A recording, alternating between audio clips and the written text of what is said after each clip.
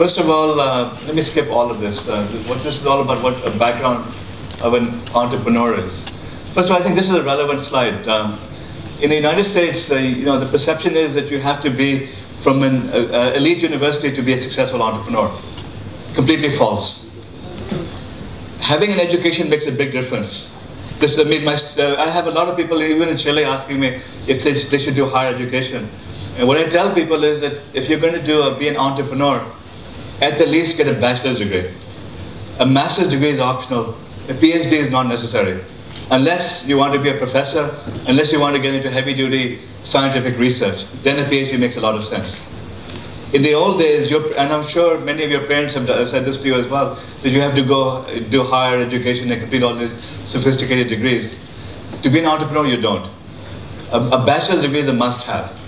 Right now, I'm fighting battles in the United States about bachelor's degrees. If you Google Vivek Wadhwa, Peter Thiel, you'll see I've been ripping into one of the richest people in the world, one of the most powerful people in Silicon Valley on education, because he's paying children to drop out of school and saying you don't need to get education. You can drop out of you can complete high school and become an entrepreneur. Completely dead wrong.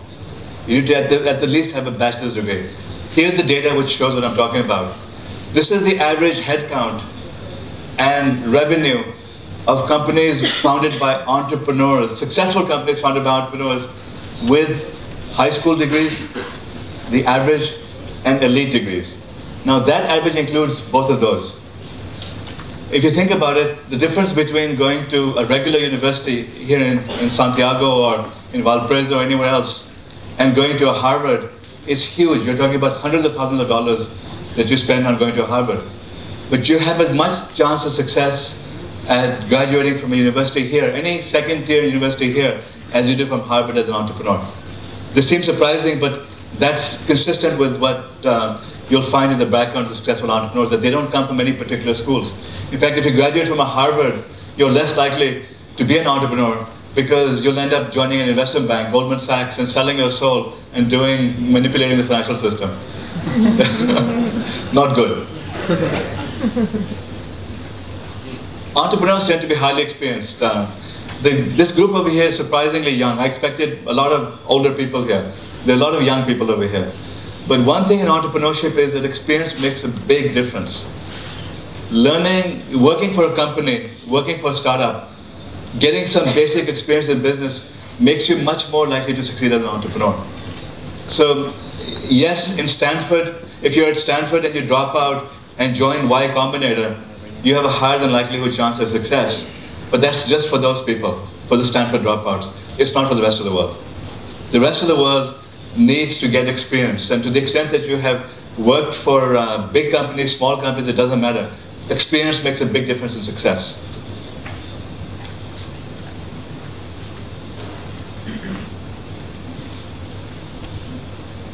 Now, this is another interesting chart, because I've had this conversation with many Chileans who have an inferiority complex about whether Chile can build an innovation system. The number one thing which everyone says is there's no venture capital here.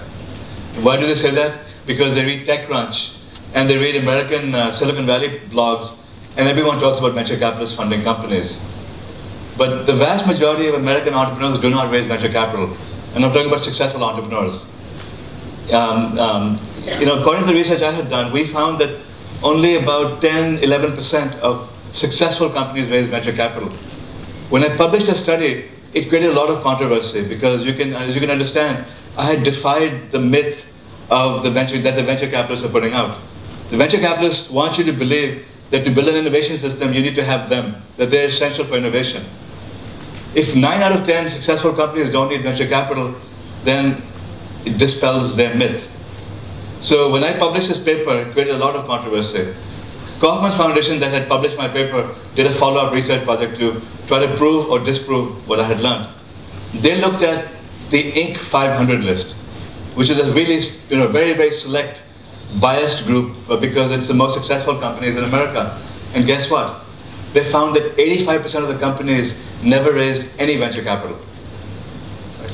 So if American entrepreneurs can become successful without raising venture capital, why do we worry about Chilean entrepreneurs? It's a myth. The majority of revenue comes from personal savings. friends and family. Begging, borrowing, stealing, whatever it takes. That's what entrepreneurs do. What makes, we asked entrepreneurs what makes them successful. It's always about work experience, successes, failures. In fact, if we took the people who had never failed out, what we found actually was that failure is more important than success to entrepreneurship. This is in Chile, in Mexico, in Brazil, in India, in China, in North Carolina, in Texas, all over the world, other than Silicon Valley, failure is considered to be a bad thing, if you become a social outcast.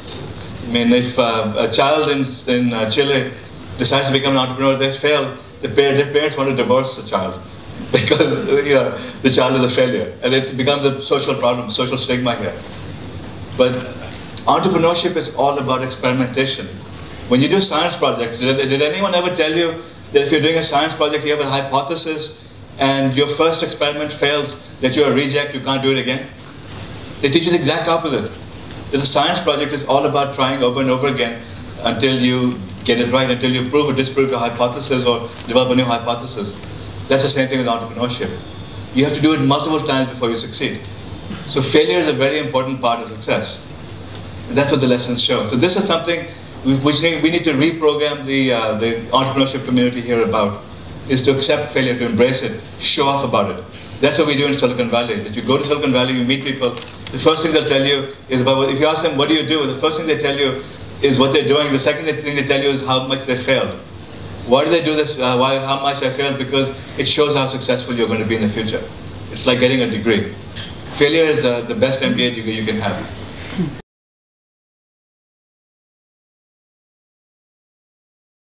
And the problem is that people here don't want to take risks. They don't want to become entrepreneurs. Big problem. How do you change a culture? How do you now get this place to be innovative and entrepreneurial within 3 years, within 4 years, within 2 years?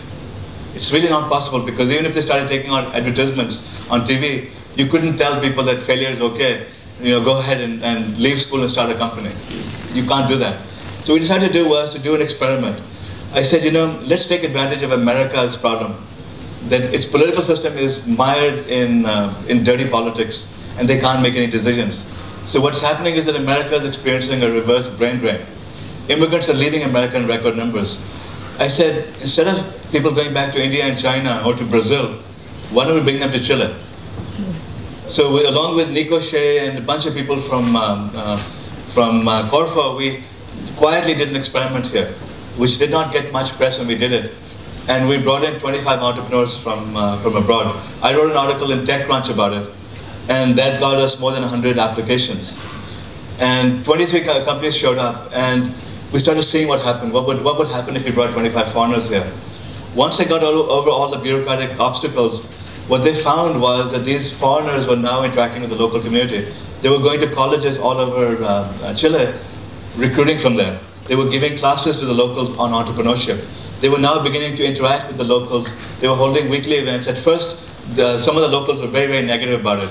There were a couple of idiots who wrote nasty blog posts condemning Startup Chile, saying we're giving our money away, why do we need all these foreigners? The same sort of problems I have in America when I talk about immigration, that you have these nationalistic people who believe that they can do it all and you don't need foreigners. So you had this backlash over here, but it was small, it was containable. And what started happening was that by the end of that experiment, I think every foreigner had hired 1.8 locals. And they had brought in friends and relatives for tourism. The experiment paid itself off in many times over, so they scaled it up. Now I think by the time we're done, we'll have about 400 companies that have come over here. If you go down 2 blocks from here to the Startup Chile offices, just go and hang out there. It's like a mini Silicon Valley. It really is. You should see the energy that's happening over there. Now, the number one problem is fear of failure. When you have left your home in your country and you've come to another country, you're not afraid of failure. You have nothing to lose, right? That's number one here. The number 2 thing which makes people successful in entrepreneurship is information sharing. This is another thing that doesn't happen here in Chile. That people are afraid of telling each other what they're doing because they're afraid that if they tell someone, they'll steal their idea and they'll run with it. They won't help them. The exact opposite happens. When you tell someone what your idea is, you get feedback from them. You learn about what works and what doesn't work. People share ideas, and what happens every time you share an idea, the knowledge doubles, right? And it spreads. And then you start getting better ideas, because ideas are cheap. What makes a company successful is execution, is being able to turn that idea into invention.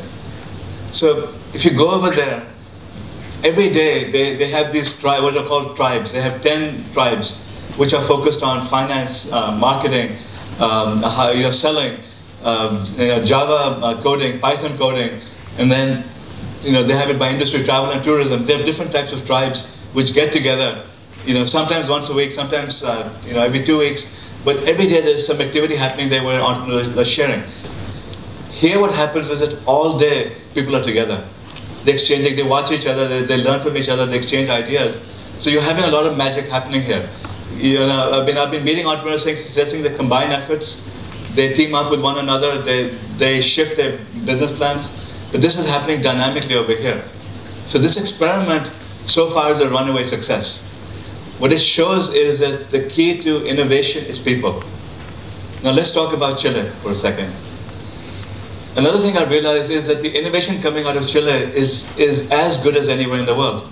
We talk about the grand challenges. One of the themes from Singularity University, from the founder, Peter Diamandis, you should Google his name. He's written a book called Abundance, which is a must-read. Every one of you should get a copy of that book and read it. It summarizes everything we teach in Singularity University, and it tells you what the net result of that is. The net result of that is that in the next 1 or 2 decades, this decade and next decade, we will start solving the grand problems of humanity. Right now there's shortages of energy, water, food, there are problems with health. We don't educate the people. All of these grand challenges can be solved. Water is a typical example. Right now, there are movies being made about the upcoming water wars, because the belief is that we'll run out of water and people will start killing each other because there isn't enough clean water. Well, in this room we have Alfredo. He's going to be talking after me. I was absolutely blown away when I saw what he's doing yesterday. Now, how did Alfredo develop his solution? Well, there's a group here called Techo. Julian over here happened to come to Singularity University, a year or 2 ago? 2 years ago.